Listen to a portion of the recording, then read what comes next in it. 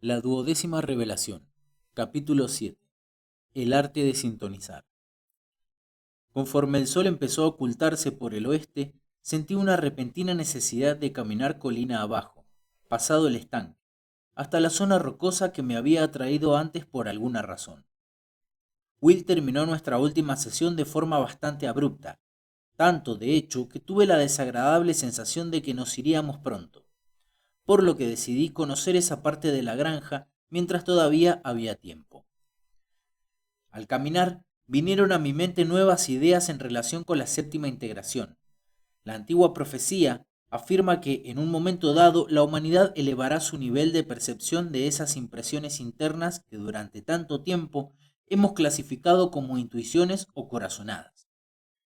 Después de haber pasado tantos años enfatizando el pensamiento racional y la lógica, durante el dominio de las visiones materialista y secular, la profecía anunció que finalmente tomaríamos en serio el tesoro de la información proveniente del hemisferio derecho del cerebro, la parte que nos da la sensación de saber, sin tener muy claro, cómo llegamos a conocer las cosas.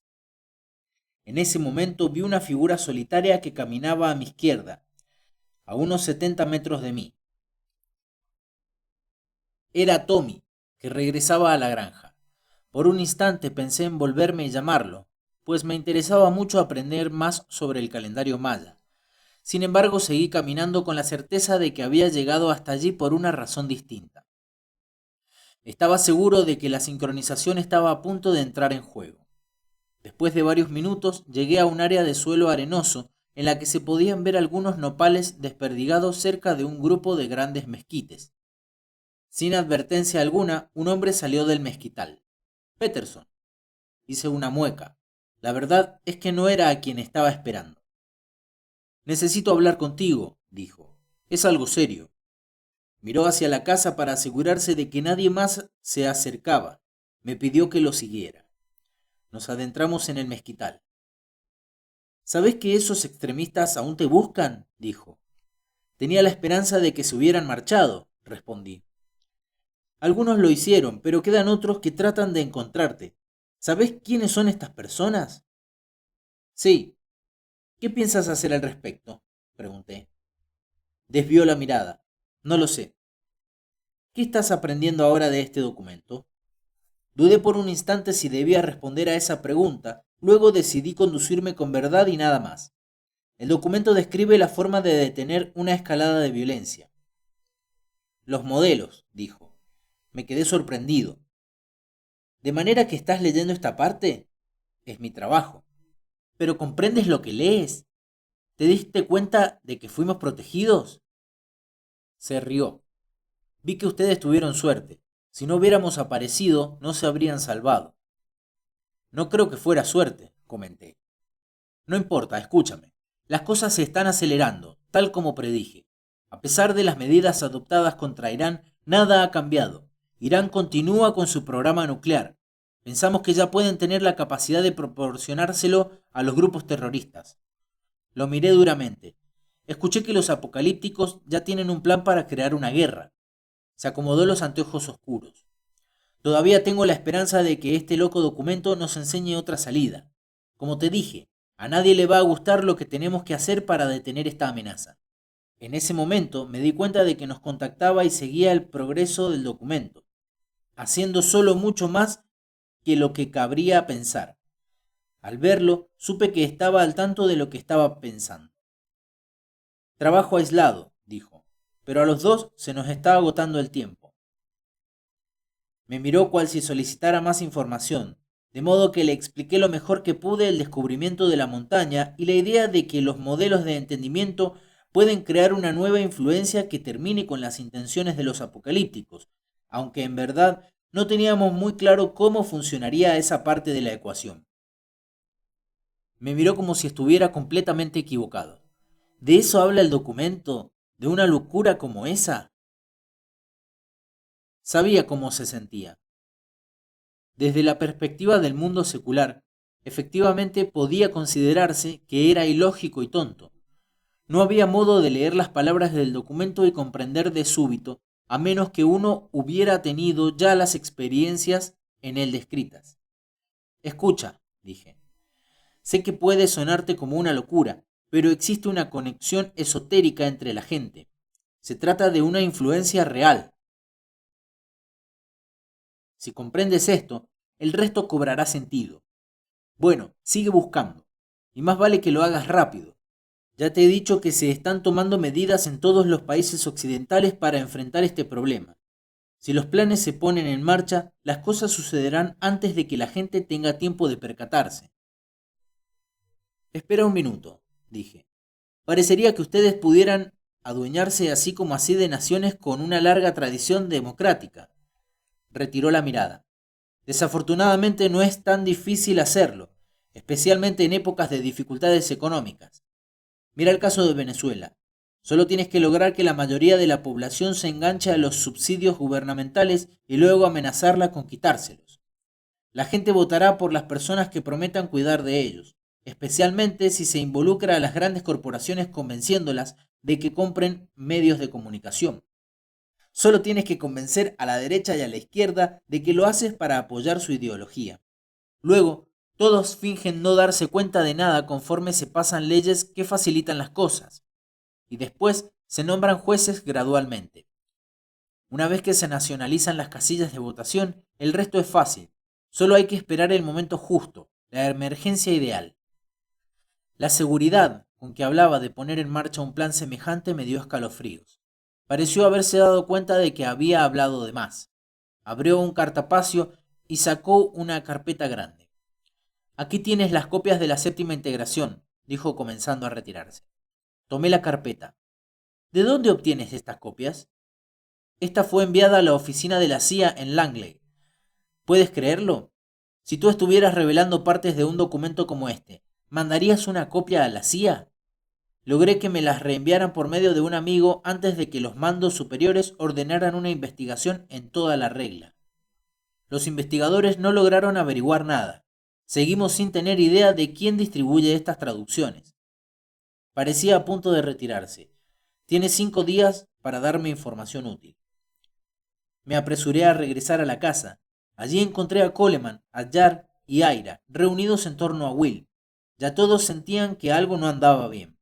Les conté lo que me había dicho Peterson, incluyendo el dato de que los extremistas seguían buscándonos. Pienso que debemos irnos cuanto antes, opinó Will. Jar intervino. ¿Ir a dónde? ¿Cómo sabremos cuál es el curso de acción correcto si no tenemos la séptima integración? Levanté la carpeta que tenía debajo del brazo, con lo que todos quedaron sorprendidos. Me miraron como si hubiera hecho un milagro. Cada quien tomó una copia y todos empezaron a leer. ¿Dónde está Tommy?, pregunté a Will, considerando todavía que el calendario maya podría arrojar luz sobre este asunto. Su madre acaba de mandar a un amigo para que lo lleve de regreso con ella. Por cierto, ella está en Egipto. ¿Qué? ¿Por qué? ¿No hay peligro ahí? Conozco a la persona que envió a su madre, dijo Will. Es de confianza. Dijo que la presencia de Tommy era necesaria. Me puse de pie sintiéndome enojado. Will se aproximó. Mira, Tommy no es un chico ordinario. Existe otro grupo modelo al que pertenece su madre. Tommy ha estado allí con ella muchas veces. Estará bien. De acuerdo. ¿Y dónde está Rachel? Se fue con ellos. Solo atiné a mirarlo. Me quedé sin palabras, sintiéndome un poco desorientado. Las cosas estaban pasando muy rápido. ¿Por qué haría algo así?, pregunté. Sintió que debía acompañarlos, y no había tiempo para decir adiós. Me pregunté por qué no había vuelto cuando vi a Tommy, pero de haberlo hecho no habría visto a Peterson ni tendríamos las copias de la séptima integración. Sabía que se trataba de más sincronización, pero no me gustó la partida de Rachel. Will miraba las páginas. Tenemos que leer esto cuanto antes. Me senté cerca de mi tienda y empecé a leer. El documento comenzaba diciendo que en esta integración podríamos atestiguar cómo funciona la sincronización. Seguía explicando que los momentos de descubrimiento sincrónico producen la misma sensación que tenemos cuando estamos en el lugar justo, en el momento justo, para recibir información importante. Si lo analizamos con detenimiento, nos damos cuenta de que estos momentos sincrónicos suelen estar precedidos por la sensación de que es necesario ir a alguna parte o decir algo. De ahí suele partir la sincronización. A lo largo de la historia, los momentos de grandes logros y descubrimientos se han producido al seguir una guía parecida, pero de un modo más o menos inconsciente. Según el documento, ha llegado la hora de despertar y encaminar la parte intuitiva de la sincronización a una conciencia más plena. La clave para lograrlo es ensanchar nuestra esfera de sincronización, que conlleva estar a la expectativa de las intuiciones que forman parte de este proceso. Y para poder hacerlo, debemos identificar adecuadamente ese camino, aprendiendo a distinguir nuestros pensamientos guía de los pensamientos ordinarios o estrategias del ego. Miré a Will. Esto es similar a lo que se dice en la profecía en la séptima revelación. Lee un poco más, respondió Will. Explica cómo hacerlo. Los pensamientos del ego, aclaraba el documento, son palabras que nos decimos nosotros mismos sobre nuestra situación, para evaluar lógicamente cómo hacer las cosas en el mundo. Esos pensamientos nos llegan espontáneamente gracias a años de aprendizaje. No obstante, el documento dice que si observamos con detenimiento podemos empezar a distinguir otro tipo de pensamiento, uno que parece más espontáneo. Se siente como si literalmente apareciera de improviso en la mente y normalmente lo hace sin tener relación directa con el análisis lógico. Estos pensamientos suelen presentarse con una imagen de nosotros haciendo algo o con un sentimiento que nos compele a actuar sin muchas razones aparentes. Este tipo de pensamientos, según el documento, es el de los pensamientos guía. Si se siguen, normalmente llevan a una sincronización importante. Pensé en esto por un momento. Es exactamente así como pasa. ¿Cuántas veces sucede que, por ejemplo, de pronto se nos ocurre hablar a un viejo amigo y esa persona dice: «¡Qué curioso! Estaba pensando en ti»? No es raro que después de estos eventos se presenten sincronizaciones de algún tipo. Miré a Will, que fingía no darse cuenta, pero lo delataba el ceño ligeramente fruncido. Sabía que me estaba dando a entender que no le hablara, que siguiera leyendo. El resto de las páginas completaba la integración diciendo de nuevo que la clave para identificar estos pensamientos y ser plenamente consciente de ellos consiste en permanecer tanto como sea posible en estado de alerta, hasta que llegue la siguiente intuición.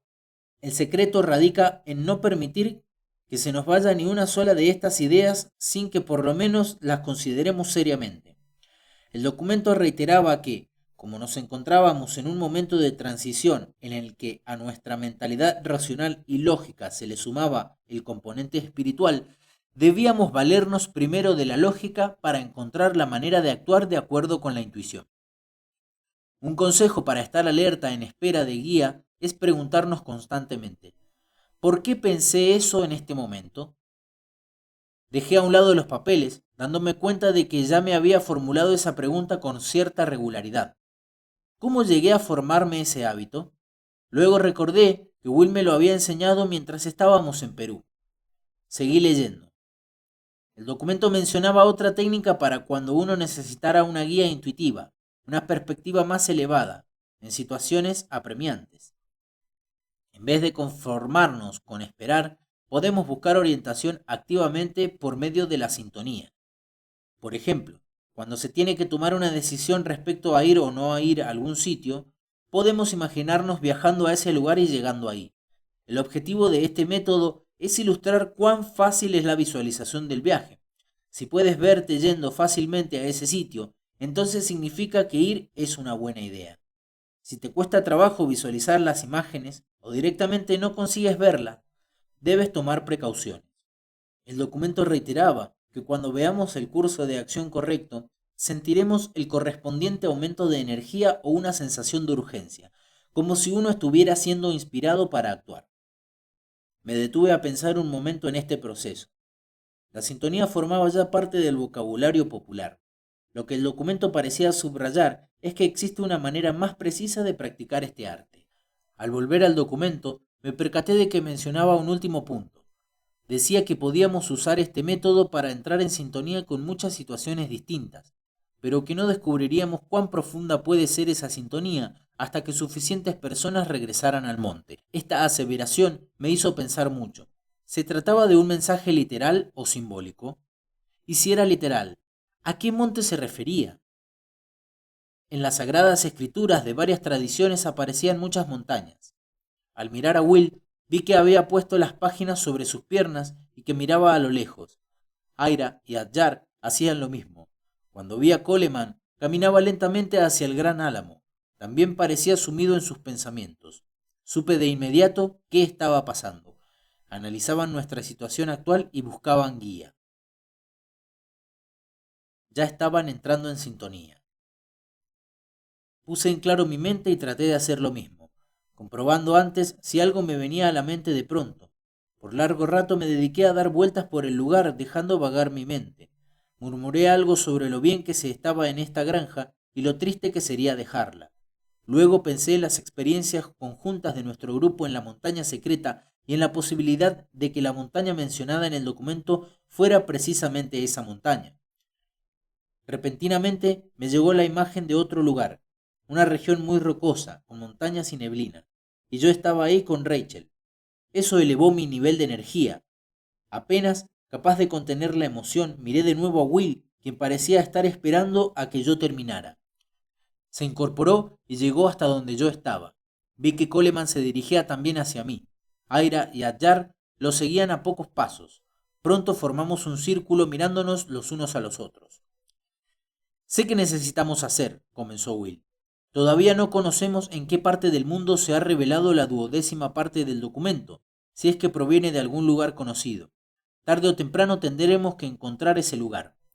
Iré a El Cairo, a casa de mi amigo, para ver si puedo dar con alguna clave.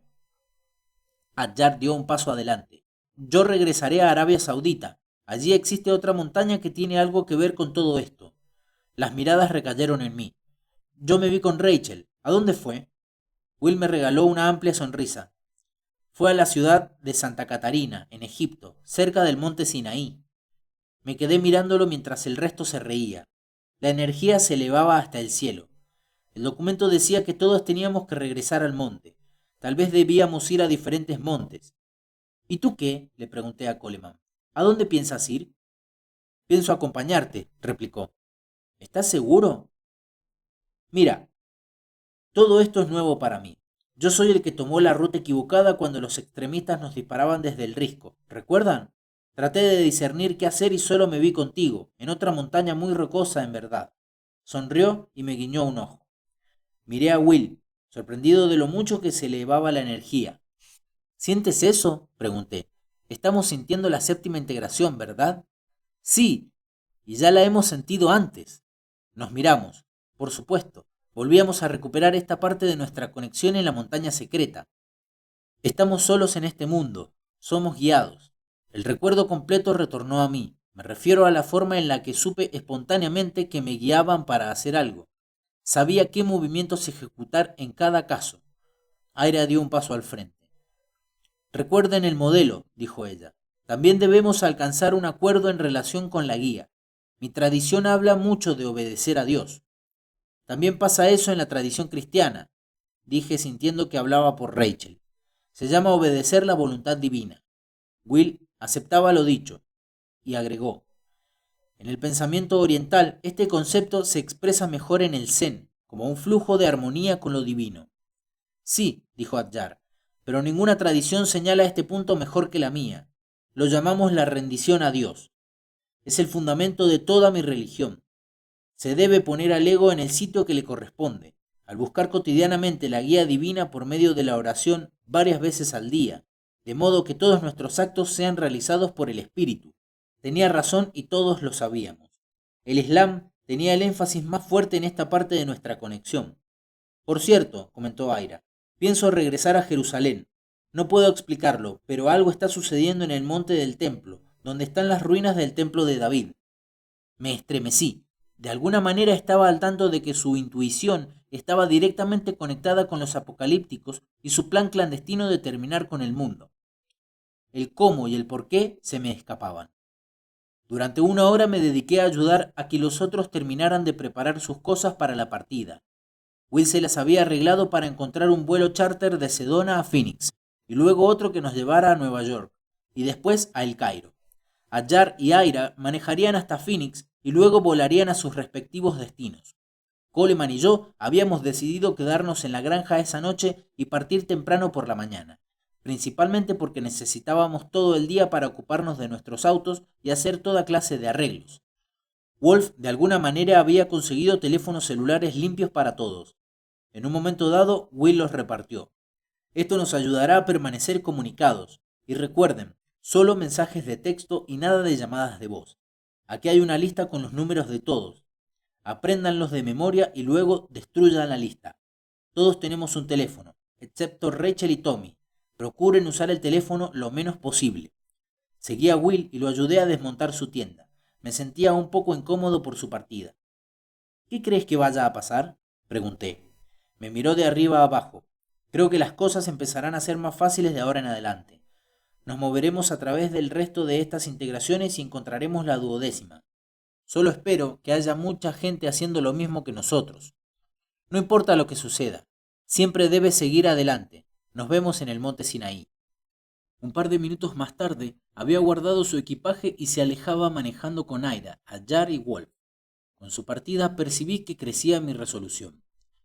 Will tiene una gran guía, dijo repentinamente la abuela, quien estaba detrás de mí. Al volverme, vi que estaba a varios metros de distancia, ofreciéndome una taza de té que olía a salvia y romero. Esto te ayudará en tu camino, dijo.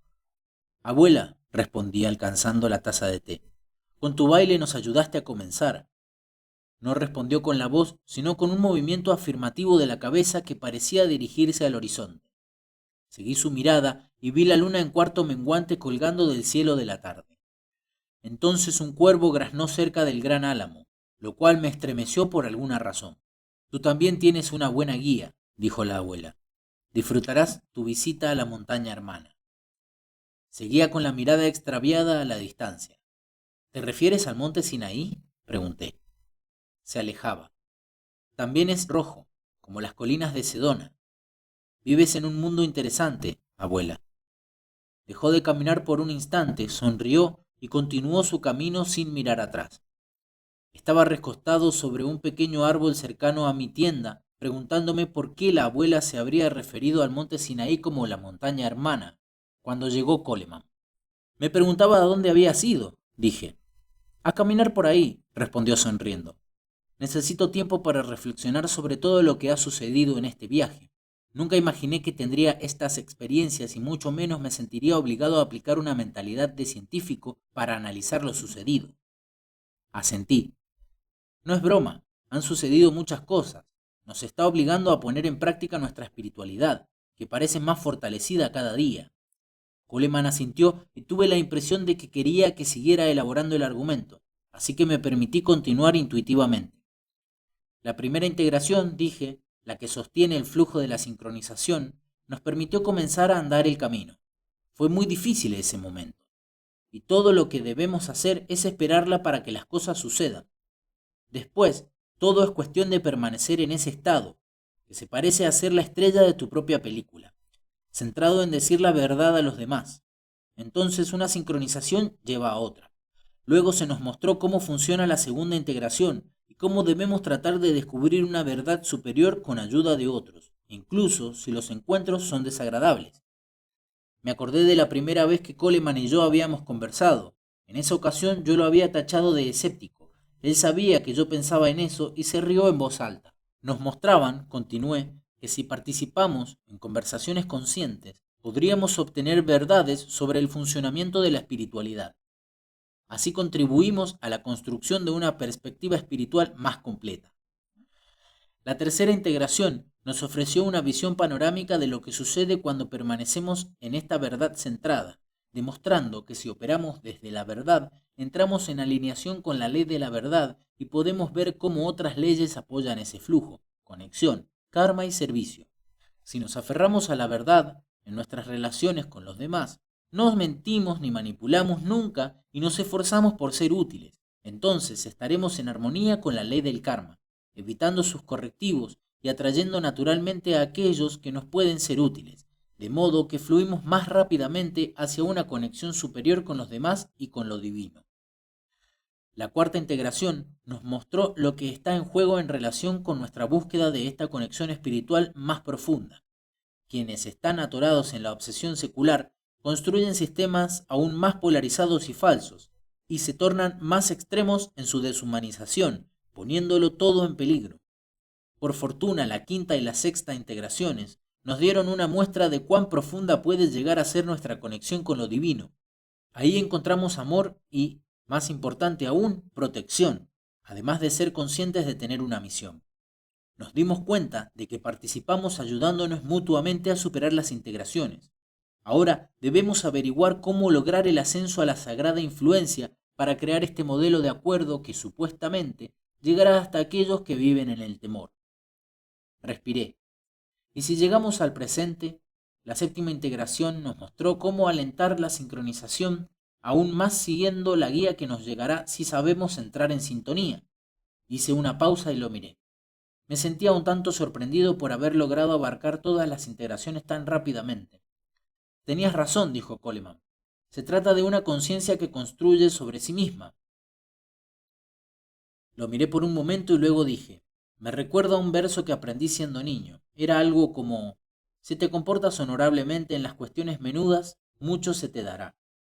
Parece que resultó ser cierto. ¿Y qué crees que pasará ahora?, preguntó Coleman. Con suerte, dije, la sincronización seguirá guiándonos por los siguientes pasos y seguiremos integrando cada vez más la conexión que experimentamos en la montaña, hasta que logremos recordar la experiencia entera. Supongo que será entonces cuando alcanzaremos la mayor influencia.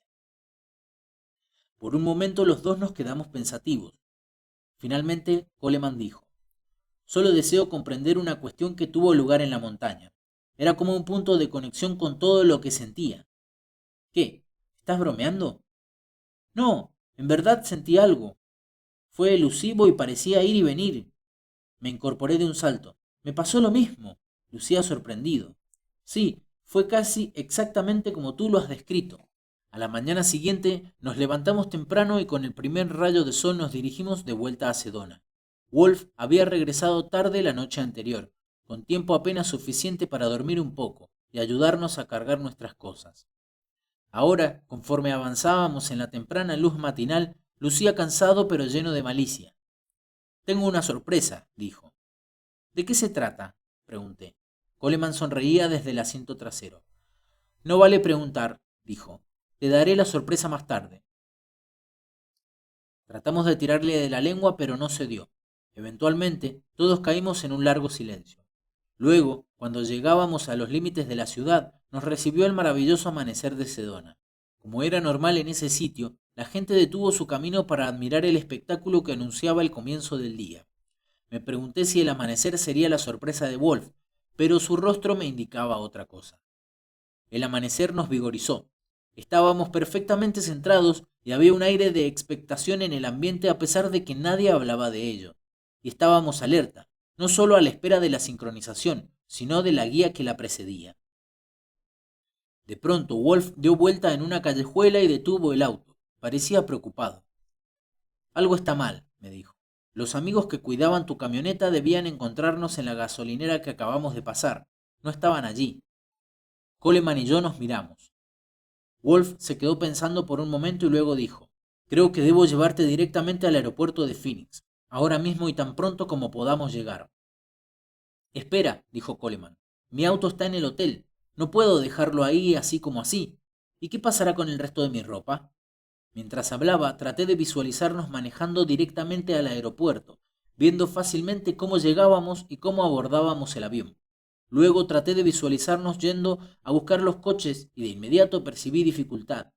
De hecho, no podía visualizarnos llegando al hotel de Coleman. Estoy de acuerdo con Wolf, dije. Creo que debemos ir ahora al aeropuerto. Coleman no estaba del todo convencido, aunque eso no impidió que aceptara. Supongo que está bien, dijo. Puedo hablar más tarde a mis amigos y hacer arreglos para que se ocupen de mi auto. Yo sería muy cauto respecto de llamar a alguien, dijo Wolf. Coleman me miraba fijamente. Pareces completamente convencido de que ir directamente al aeropuerto es la mejor opción. Le dije exactamente lo que había visto. Se quedó pensativo por un momento y luego dijo, sí, ahora puedo verlo, ¿sabes? Es mucho más difícil seguir tu intuición si se tienen que cambiar los planes. Sí, dije. Ya lo sabes, agregó Coleman. Estamos sintonizando, siguiendo la séptima integración exactamente. Lástima que no tenemos una copia de la siguiente integración. Wolf se animó. Oh, por cierto, Will y yo pasamos por casa de un amigo para obtener comida para su viaje, dijo Wolf en tono socarrón. Se agachó y sacó de debajo del asiento una carpeta. ¡Sorpresa!, exclamó. Sucede que nuestro amigo tenía una copia de la octava integración. Ahora, dado que son tan buenos en sintonizar y obtener guía, pueden aprender algo más. Le dio la carpeta a Coleman. Puedes aprender a sintonizar con la gente. Fin del capítulo 7.